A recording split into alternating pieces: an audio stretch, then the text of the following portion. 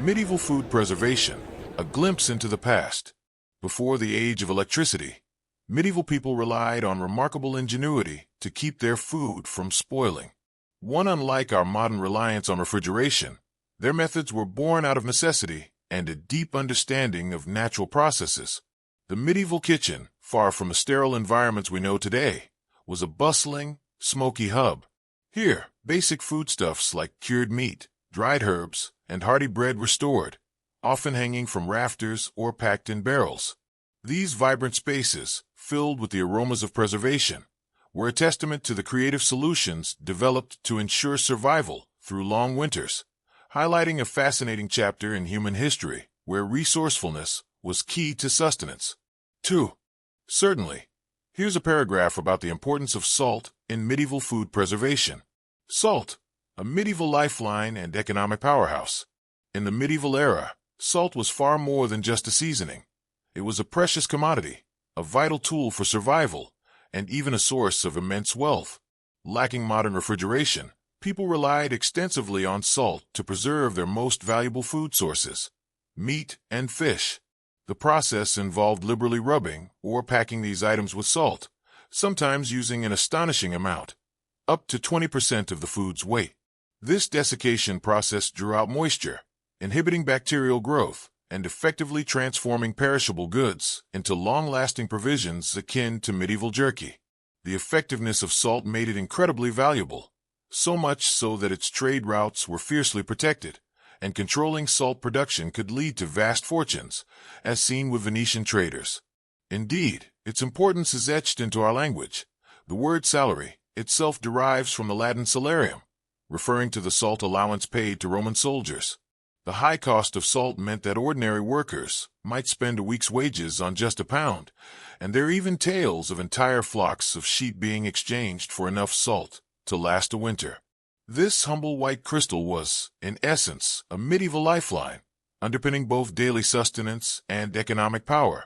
Smoking, a timeless art of preservation in medieval kitchens. When salt was scarce or simply too expensive, medieval communities ingeniously turned their kitchens into bustling smokehouses, employing the age-old technique of smoking to preserve vital foodstuffs. This method involved hanging meat and fish high up in specially designed chimneys or within the exposed rafters of the kitchen itself, allowing the steady flow of smoke from cooking fires to work its magic. Far from merely imparting flavor, the smoke created a crucial protective layer, acting as an all-natural food force field against spooping agents like unwanted bugs and harmful bacteria. 1. The choice of wood for smoking was far from arbitrary. Medieval cooks understood that different woods lent distinct flavors. Oak, apple, and cherry were among the most favored, each adding its unique aromatic profile.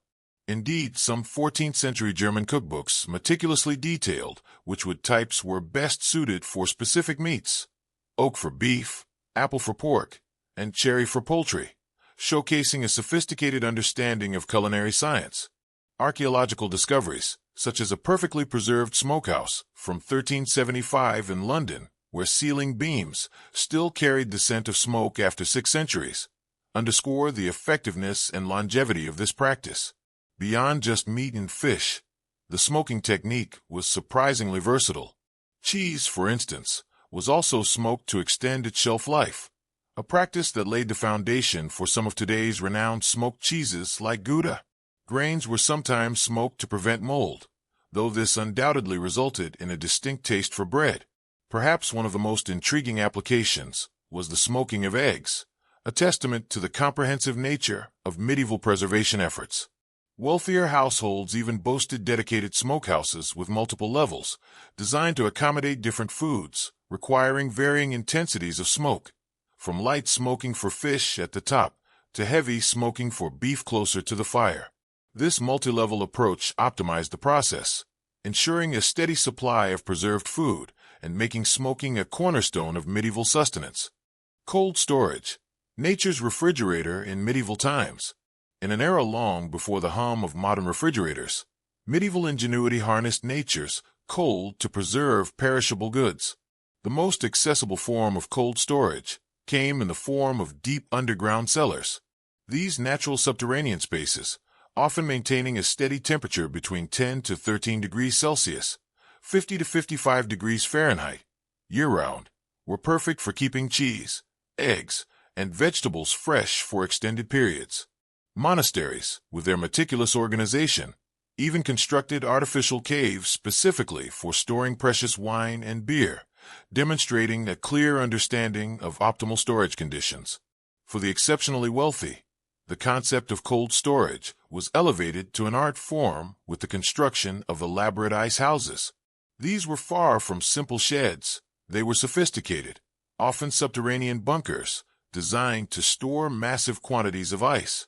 The largest known example, at Hampton Court Palace, could astonishingly hold up to 75 tons of ice, enough to supply an entire medieval army with chilled refreshments.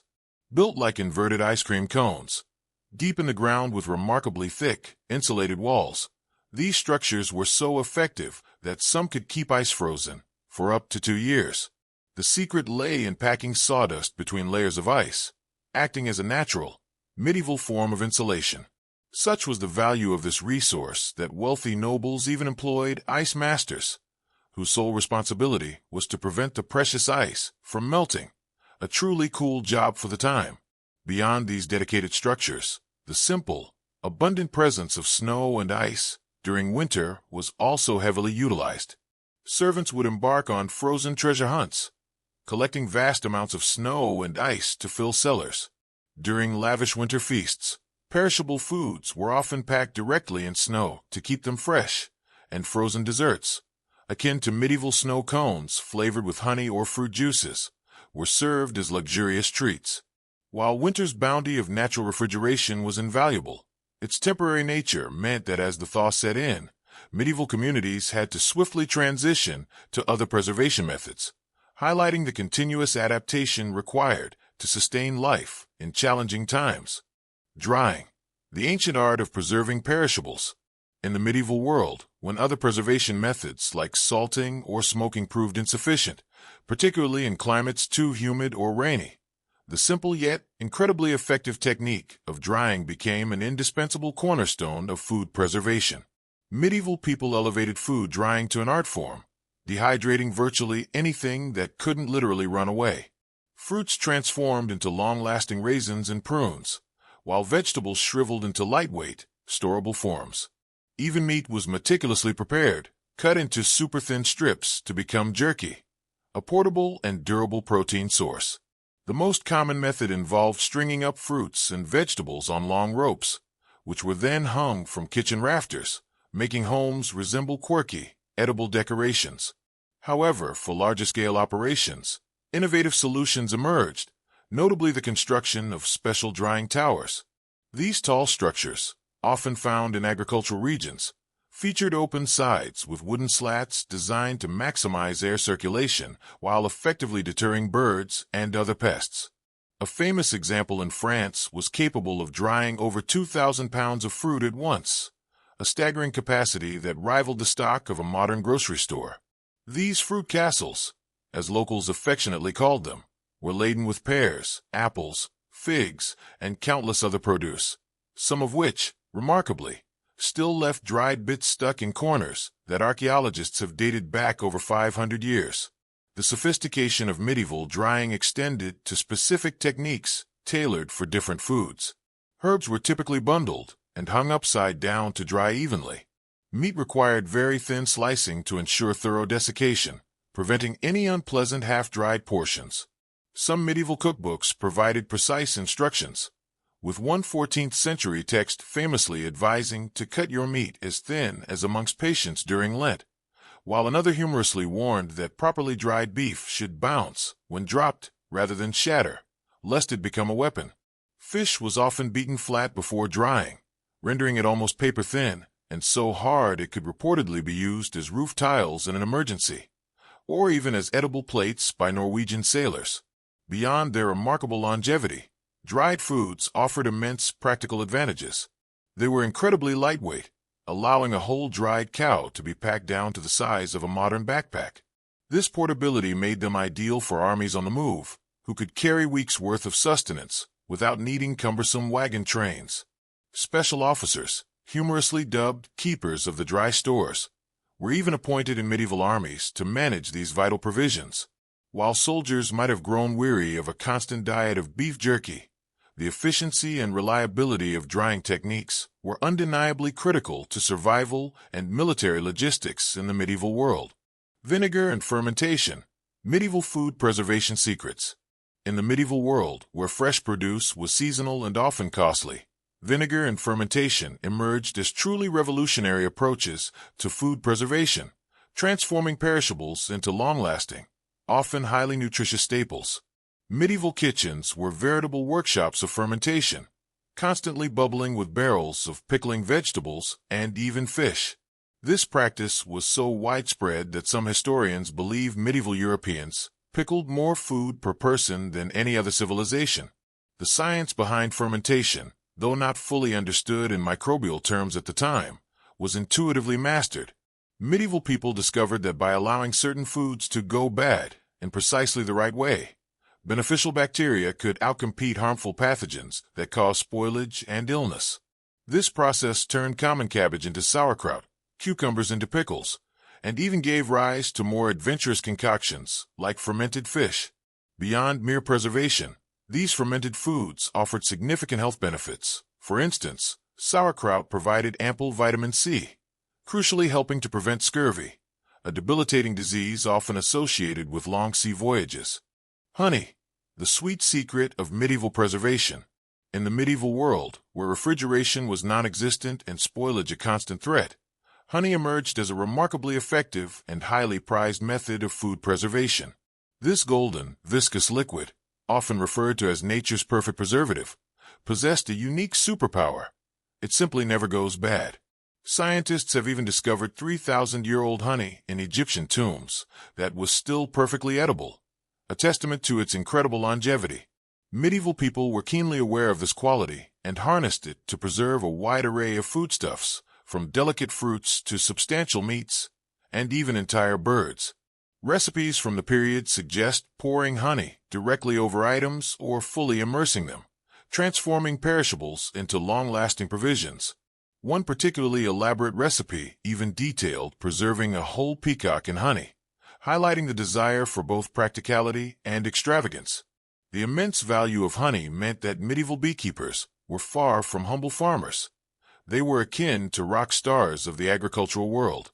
Their skills were so crucial that they often enjoyed special legal protections and privileges, sometimes even permitted to trespass if in pursuit of their precious bees. Records from English manors reveal that beekeepers were often paid more than the household cook, underscoring just how highly their contribution to food security and the economy was esteemed. A skilled beekeeper could manage up to 100 hives, producing enough honey to preserve food for an entire village, making them indispensable members of the community. Beyond preservation, honey also played a significant role in medieval medicine. Its natural antiseptic and healing properties meant it was commonly applied to cuts and wounds.